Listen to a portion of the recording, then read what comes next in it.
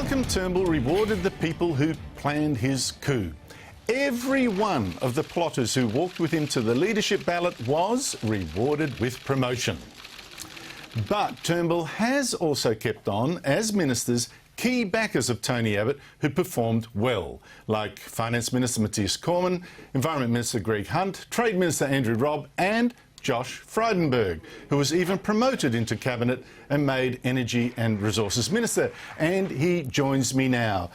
Josh, give Malcolm Turnbull his credit. He has reached out to people like you as well. So, what does this show?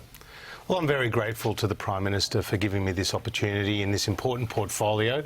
It shows that he's inclusive. He's made a very strong and confident start. He's having that conversation, Andrew, with the Australian people that he's promised, and I look forward to working with him over the period ahead.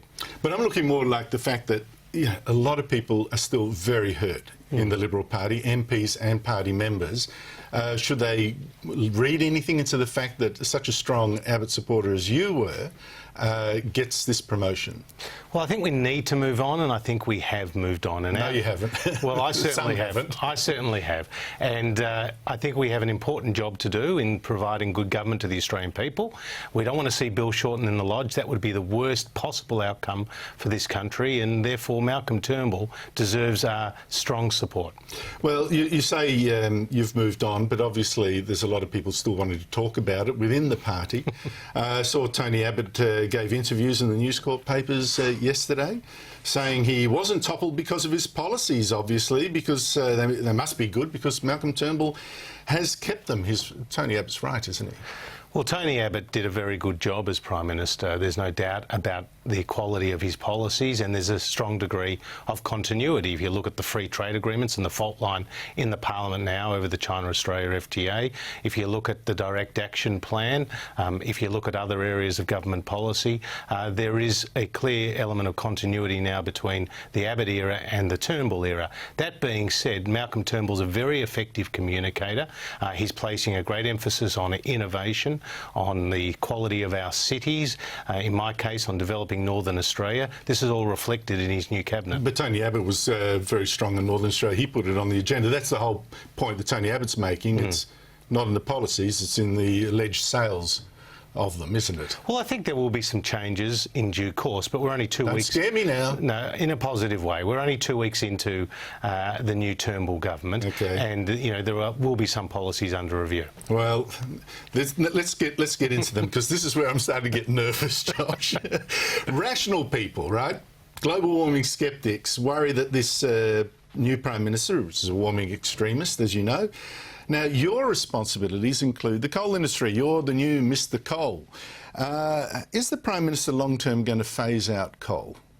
Look, I think the Prime Minister and I understand that coal is an important part of the energy mix. In fact, Australia gets more than 60%, Andrew, of its electricity from coal, and the world gets more than 40% of its electricity from coal. Now, more than 1 billion people in the world don't have access to electricity, so the Australian supplies are extremely important. The coal in Australia provides tens of thousands of jobs, tens of billions of dollars in terms of export revenue, and our coal is low in sulphur, low in ash, and is being used right throughout the region in these high efficiency, low emission new coal generating and lifting people out of poverty. Plants. You're right. So Tony Abbott was right. Coal is good for humanity. Well, look, coal is an important part of our mix. There is a decline. No, going back to the question, Tony Abbott was right. Coal is good for humanity. Well, I certainly believe in the moral case that Tony Abbott and others have put, that our coal, our gas, our energy supplies do lift people out of energy poverty, and that's going to be an important theme of my term in this role. All right, so that's not going to change under Malcolm Turnbull despite his global warming credentials. The Abbott government proposed a law to protect Queensland's Adani coal mine from legal challenges from any green groups that weren't directly affected. You had to be directly affected or you couldn't go to the court. Should the government stick by that plan? Well, that's our policy, and as we know, we don't want to see vexatious litigation.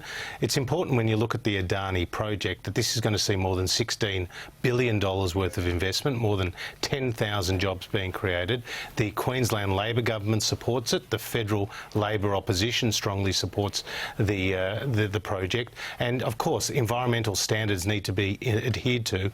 That's very important, but at the same time, it's an important project. And so you would like to stick with the policy that green groups not directly affected by a project don't have right to challenge it in court? Well, look, this is our policy. I'm sure there will be further discussions, and Greg Hunt, George Brandis, so what's the Prime your Minister. personal view? Well, my personal view is that that's our policy, and I support our policy. Wind farms are very expensive, unreliable form of electricity, and as Tony Abbott said, they're damn ugly.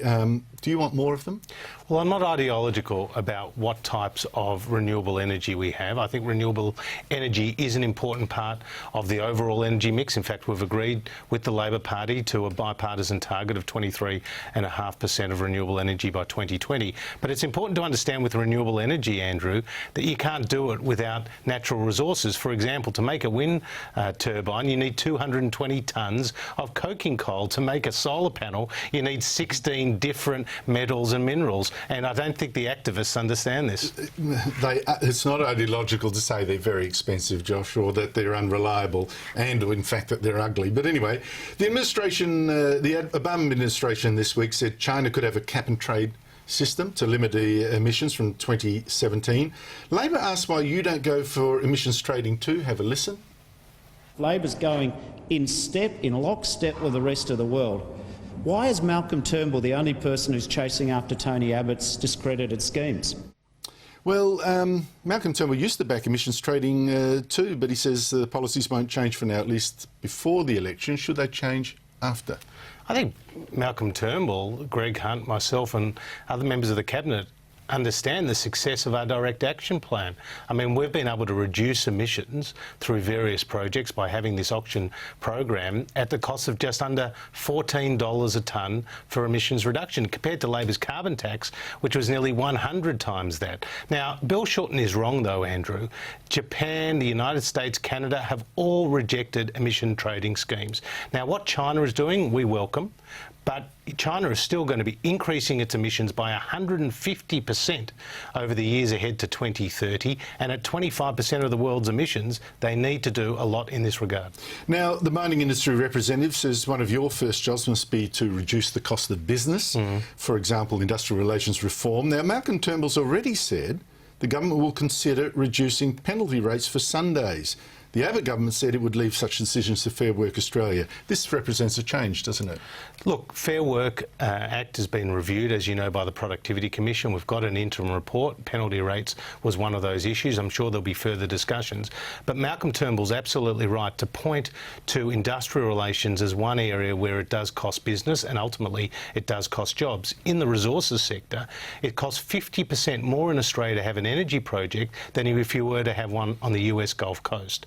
Now, one of the key components of that is industrial relations, which decreases productivity and increases cost. Now, we've seen energy companies in Australia say without the Australian Building and Construction Commission, we saw 5 times as many industrial disputes and days lost to industrial disputation than if we had the ABCC. So I would love to see that come back, as well as other changes. And in a word, Sunday penalty rates, should the government try to cut them? Well, this is an area we need to look at, because if it means more jobs and changing there, that could be good for the economy. Josh Frydenberg, thank you so much for joining. Great to be with you, Andrew.